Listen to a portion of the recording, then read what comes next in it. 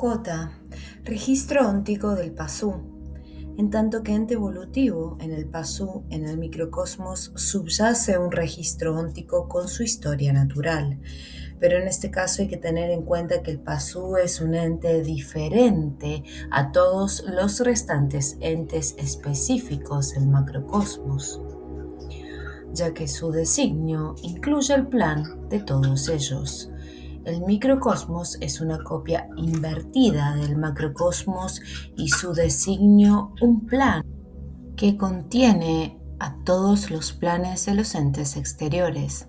A diferencia de todo otro ente exterior cuya evolución se realiza en un proceso arquetípico que sucede en el tiempo trascendente, el Pazú posee un sujeto consciente cuya esencia consiste en tiempo inmanente, un tiempo que transcurre transversalmente el sentido del tiempo trascendente, un tiempo para el cual el tiempo trascendente es anisótropo. Si el Pazú aún no ha alcanzado la autonomía óntica, si es un microcosmos potencial, caso que tratamos aquí, su sujeto anímico comparte dos esencias temporales. El sujeto racional y el sujeto cultural suceden en el tiempo trascendente, en tanto que el sujeto consciente es puro tiempo inmanente. La consecuencia de esta doble temporalidad es que salvo la memoria de sí mismo, es decir, la capacidad de la estructura del esquema de sí mismo, donde se manifiesta el sujeto consciente, las restantes memorias microcósmicas existen en el tiempo trascendente. Por ejemplo, la memoria arquetípica y la memoria cultural.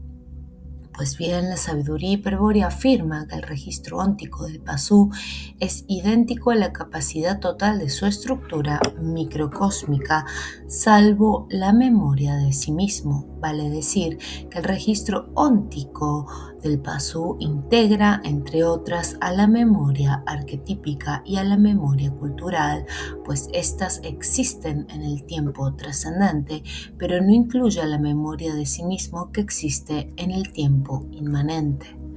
Todo registro óntico cumple la función primordial de revelar la historia natural del ente al aspecto logos del demiurgo, quien dispone para tal apreciación de la facultad de registrar.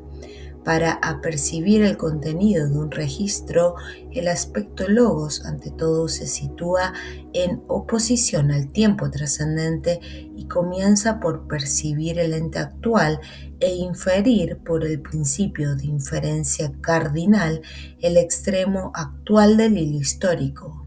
Es entonces cuando la facultad de registrar, siguiendo el hilo histórico, infiere un instante determinado de la historia natural del ente e induce la imagen correlativa de la forma individual que será reproducida en la pantalla óntica.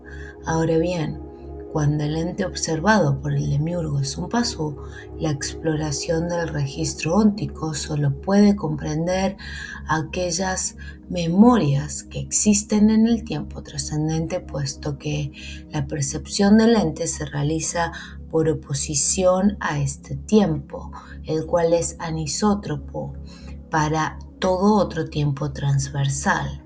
Esto no significa que el demiurgo no pueda conocer, si lo desea, la historia de sí mismo del Pazú, es decir, la estructura de la esfera de conciencia. Solo quiere decir que el aspecto logos no puede hacerlo. Su facultad de registrar no puede entrar en el esquema de sí mismo porque éste existe en el tiempo inmanente. Pero si el demiurgo desea revisar la historia de sí mismo del Pazú, no tiene más que desplazarse por el hilo de conciencia del Pazú desde el arquetipo Manú, es decir, por el camino de Helix. Claro que entonces no lo hará en oposición, sino en el sentido del tiempo inmanente, desde el arquetipo Manú hasta el microcosmos potencial del Pazú en su actualidad relativa.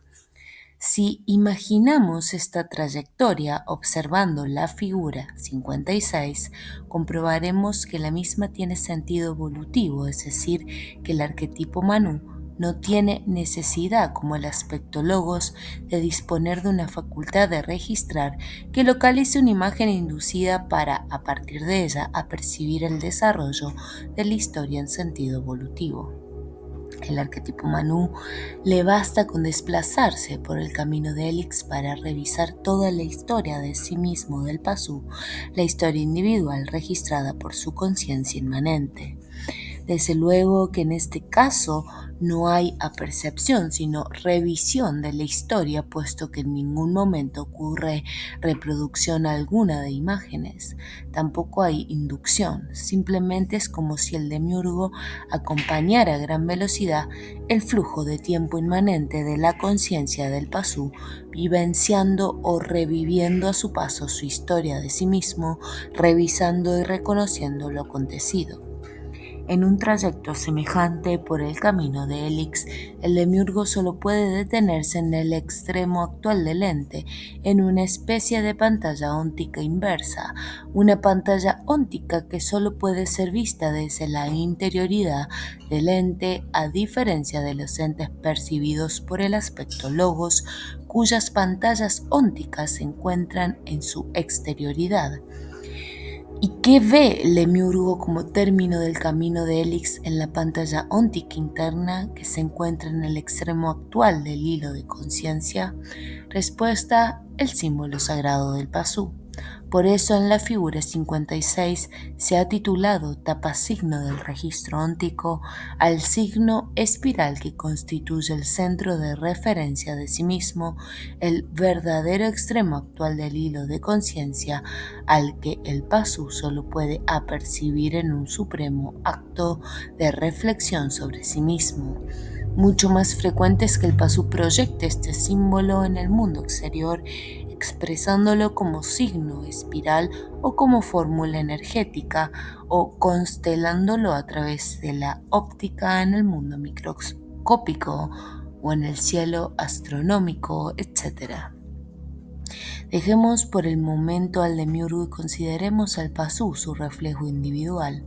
Es fácil demostrar que la luz, en lo expuesto, que su facultad de recordar se basa en principios análogos a los que fundamentan la facultad de registrar del aspecto logos.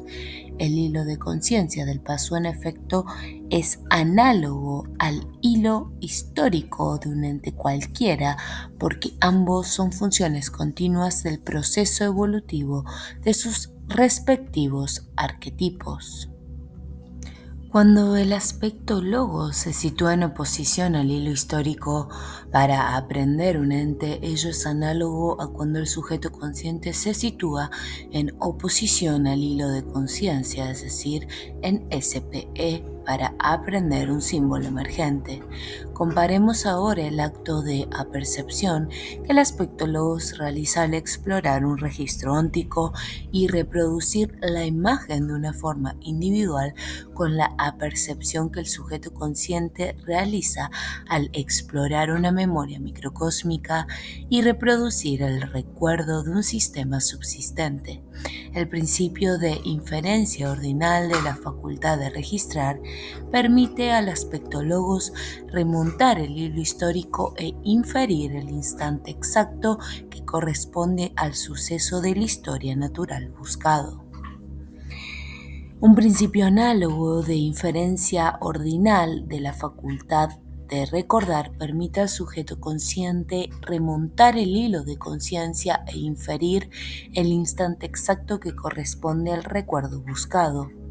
El principio de inducción ordinal de la facultad de registrar permite al aspecto logos inducir una imagen correlativa con el instante inferido, tal imagen que representa una forma individual de la serie óntico-temporal es reproducida sobre la pantalla óntica para la apercepción del aspecto logos.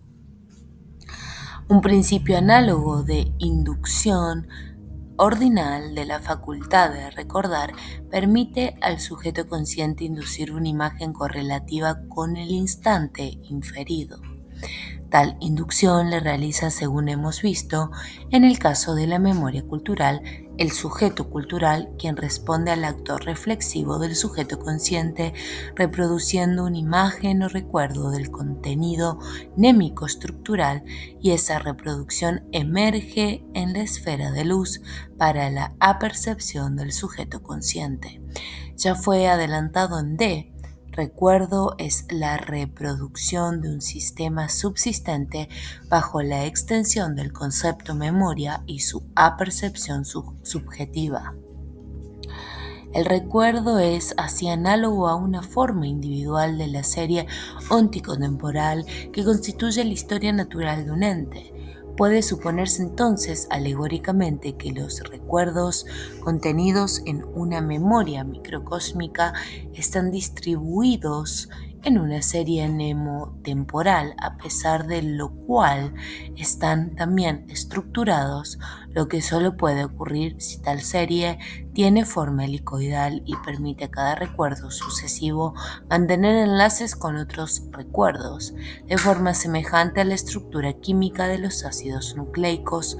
No olvidemos que los recuerdos son sistemas subsistentes del tipo descrito y representado en la figura 13.